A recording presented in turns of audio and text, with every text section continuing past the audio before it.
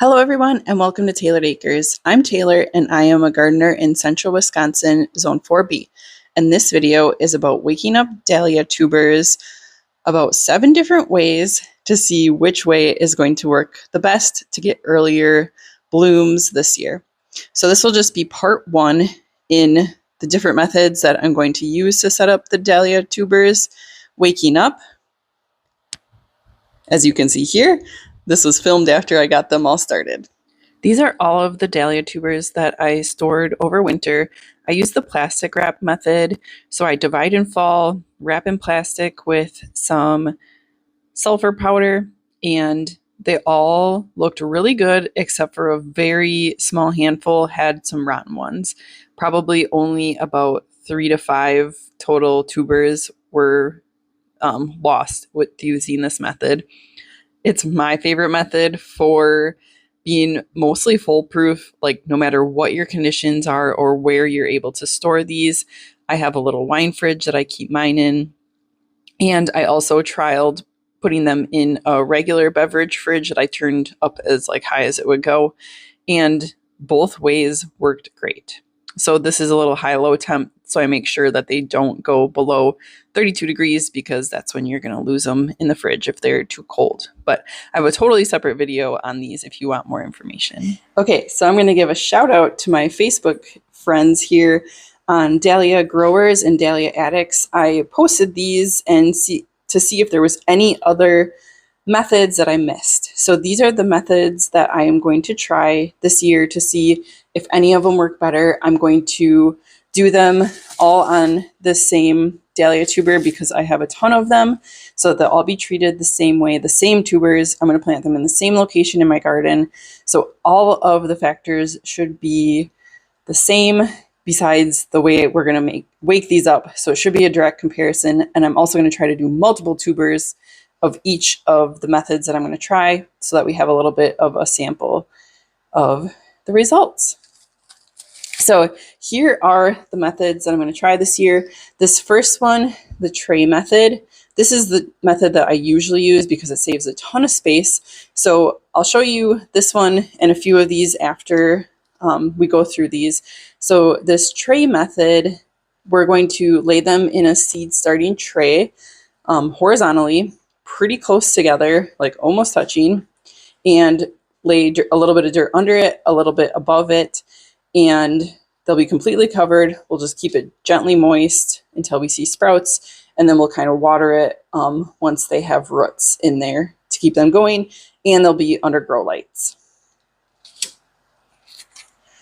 Okay, number 2 method is our pots, and this is how I'm going to keep track of the dahlias.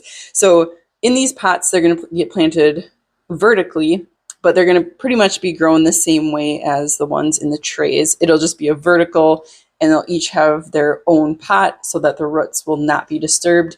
The tray method, the roots do get pretty disturbed because they get kind of woven together sometimes. So this will be basically testing if the root disturbance makes a difference in the bloom time. Okay, number 3, ziplock bags. So each dahlia tuber will get its own ziplock bag. There will be no holes in it. It will be kept kind of the same way with the moisture as the other 2 methods so far. I've never done this one before. It'll be interesting. I've heard it saves a lot of room, plus you get that benefit of undisturbed roots as well. And you can kind of see what's going on in there. So I'm excited to try that one. But it seems like a lot of plastic for the method. So number 4, I am just going to leave a wrapped package out. So I'm not going to do anything with them, and we're going to see where that gets us. Because if we can avoid having to water and all this other stuff, that would be helpful, but I don't know if they're going to rot in here or not. So I didn't rewrap these since the original wrap last fall. So I think I'm the most excited to see what they do for this one. All right, number 5 is going to be, I'm leaving them in the refrigerator wrapped for 2 or until 2 weeks before my last frost date, which then I'm going to take them out and leave them wrapped until I plant all the rest of them out. So essentially it'll be about 4 weeks that they'll be sitting out in their package, which is about 2 weeks from now. So it'll just be a little bit of a difference from the first one. Oops, there we go. Okay, so number 7, I'm also very excited for this one, is, whoops, we'll start with number 6 first. So number 6 is just going to be to leave them in the fridge wrapped until my last frost date, which is May 15th. So at that point, I am going to take them out of the fridge and put them in the ground. And pretty much no matter what temperature it is, just to see what happens. A lot of people swear by this method. I see the benefits of it, like obviously for ease is the easiest one to do, but it's not going to have roots. So if it's too wet and too cold, the tubers I think are just going to rot. But if it can get the start in the ground where it's going to be growing, I think that's a huge benefit as well. So we will see how that one goes. And then the 7th method I'm going to try is to keep them in the saran wrap in the fridge until June 1st. And then at that point, I'm going to plant them out in the ground. So this is just a little like 2 week difference from my last frost date to like when I usually plant out the rest of my tubers, when the ground is warm enough and there's, well, usually no chance of frost at that point anymore, but we've had frost in June before too. So those are the 7 methods that I'm going to try this year on waking up tubers to see if it affects bloom time at all for me. All right, so this is number 3 and not the number 8 that we're going to use for our experiment, but I'm going to do these in order because I'm doing most of mine like this year. But I wanted to show you guys what these look like when we unwrap them here from the plastic wrap method. So I always put the tag inside here, and then I can just put it in by the row I am. I have maybe like an inch of dirt in here right now, and I will be misting it to make it a little bit more damp. Okay, these look really good. We already have some roots forming in here. I don't see any eyes popping yet, but that's okay. So I'm just going to lay these down in here. I do put the roots, I usually put the roots towards the middle, but I think this year I'm going to try putting the roots to the outside so that when I put my second row over here, they're not competing. So the biggest benefit with this method is if one of these rots, it's not touching any of the other ones. So it keeps them totally isolated.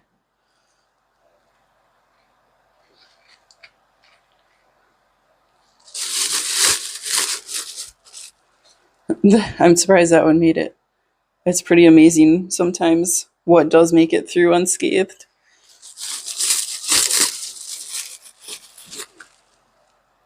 This one's got a brand new root on it there too. Looks good. So just like that, and then I'll put this in here. And then I will cover them with dirt as well. And here is what my tray looks like, totally finished. I will mist it somewhat frequently just to keep a little bit of moisture in there to encourage them to sprout. And then I do have grow lights that they will be under. As soon as there's growth coming out, you can put them under grow lights right away too, just so you don't miss it. So I just want to show you guys, there is a rotten one in this wrapper. So that one's perfectly fine. Perfectly fine. This one is fine too. And you can see it's coming. But this one is totally fine. That one is totally nasty. But because they're wrapped individually, the rest of them are all good. This one's just dirty. Okay, so the next one that I'm going to do is these pots here. Just looking to see, make sure we have some good eyes on these ones. So I think I'm only going to do 2 pots. Maybe I'll do 3 pots. So these are just going to go in here vertically like that, and they're going to be completely covered. Might need to find a little bit taller pots for them. Oh, that should be good. So those will go in there. And I always write my number. So I have a numbering system. And I always write it on the pot as well, just in case.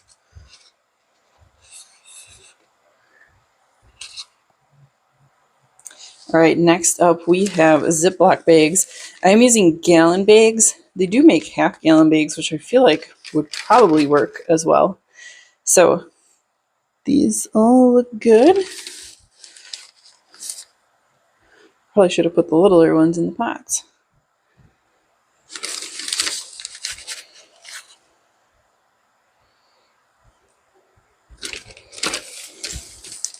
So I'm just kind of nestling them down in there. Enough soil to cover them. And then these are just going to get, you can like pin them up on stuff. I'm not sure what I'm going to do with them yet to grow them on, but they need to go under the grow lights as well, just like the tray and the pots. Okay, so I am going to rewrap a couple of these just so I have them all in separate packs. So I did this one already, so this one's my wrapped one that's just going to stay out. And then this is how I wrap all of my tubers. So we're just going to do that.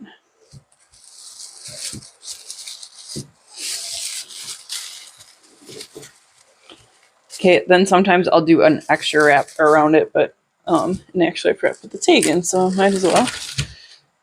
And I have this nice cutter.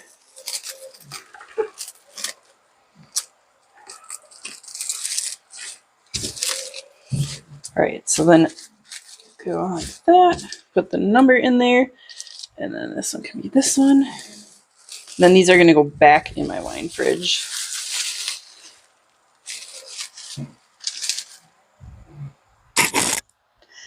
And that's it for this video. Please stay tuned for part 2 of this series.